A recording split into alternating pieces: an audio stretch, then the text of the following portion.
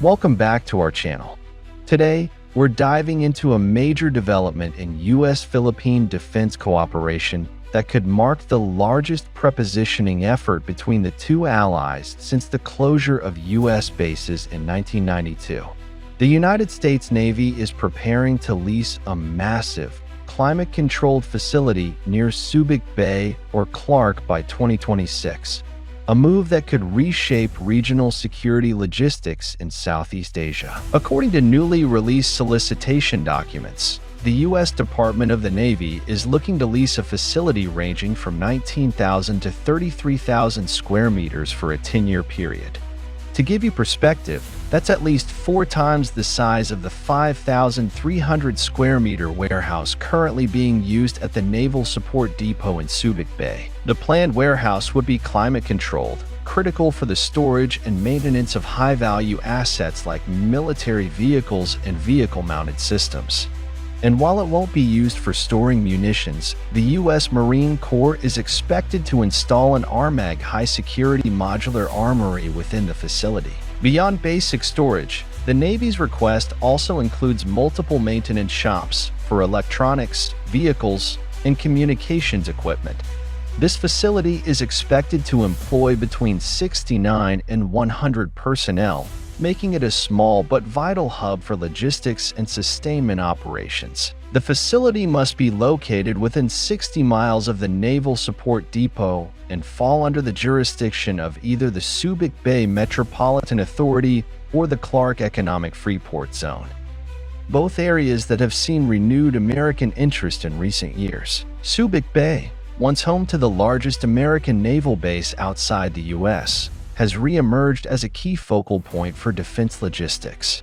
Every spring, it plays host to large-scale military drills like Exercise Balikatan, when U.S. forces surge into the Philippines. This increase in activity hasn't gone unnoticed.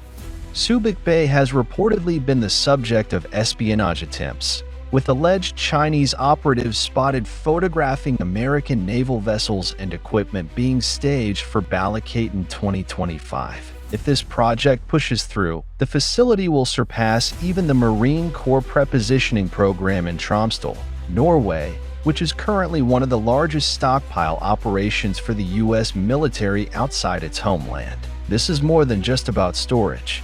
It's about restoring a strategic depth that was lost after American military bases were withdrawn from the Philippines in the early 1990s. Back then, thousands of troops and millions worth of equipment were pulled out, leaving behind a huge void in regional logistics capacity. Fast forward to today, amid rising tensions in the South China Sea and the Taiwan Strait, Washington and Manila are re-establishing their military foothold, albeit under different arrangements like the Enhanced Defense Cooperation Agreement, or EDCA. Over the past few years, U.S. investments have been pouring into Philippine military infrastructure.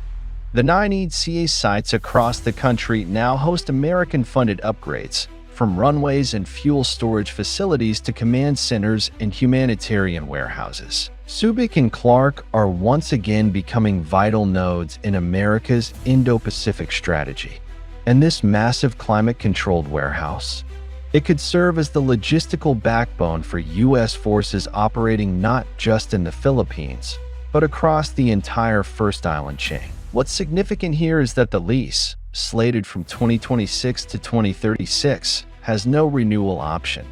This suggests a very deliberate, time-sensitive window for positioning American assets in the region, possibly in anticipation of a shifting regional security landscape. Let's be clear.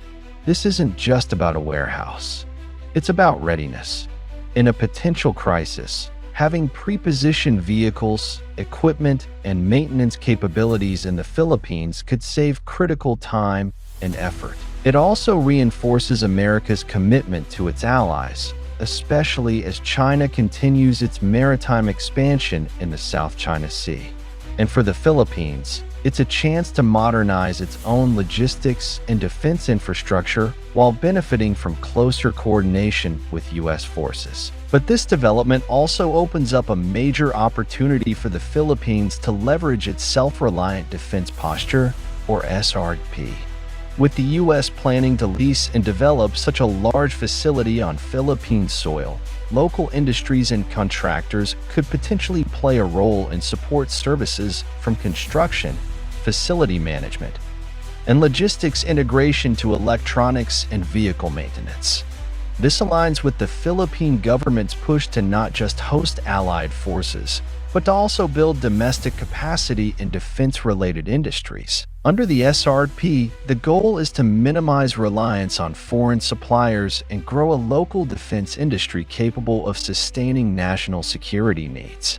If Filipino firms are tapped to work with U.S. counterparts in this facility, it could serve as a real-world testbed for SRDP's ambitions, bringing in technology transfer, skill building, and long-term economic benefits. This could also encourage the Philippine government to offer incentives for local defense manufacturers and service providers to upgrade their capabilities in line with international standards.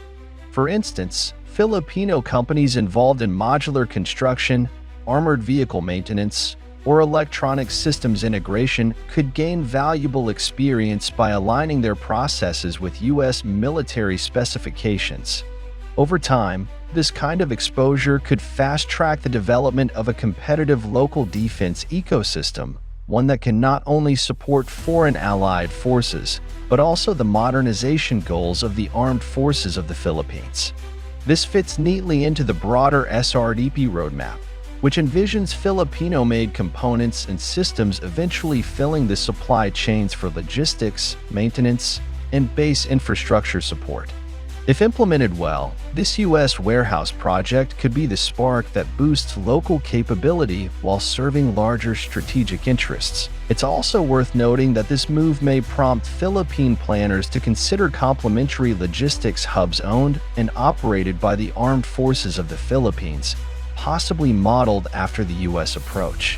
Whether through the Philippine Army's Logistics Command, the Navy's support infrastructure, or the Air Force's expanding base network, synergy with this U.S. facility could push the AFP to build more resilient, interoperable logistics systems of its own. If China's strategy involves salami slicing its way through contested waters, this warehouse could be the start of a counterbalance, quietly building the backbone for rapid force projection and humanitarian response when it matters most. So, will this be the largest U.S. military prepositioning effort in the Philippines since 1992?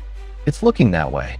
The scale, location, and timing all point toward a major step in reshaping America's logistics footprint in Asia. As always, we'll be watching this story closely. Will this facility mark a permanent return to the Philippines for the U.S. military? Or is it just another chapter in the evolving alliance between Washington and Manila? Don't forget to like, subscribe, and hit that bell icon so you won't miss our updates on the Indo-Pacific shifting defense landscape. Until next time, stay informed and stay vigilant.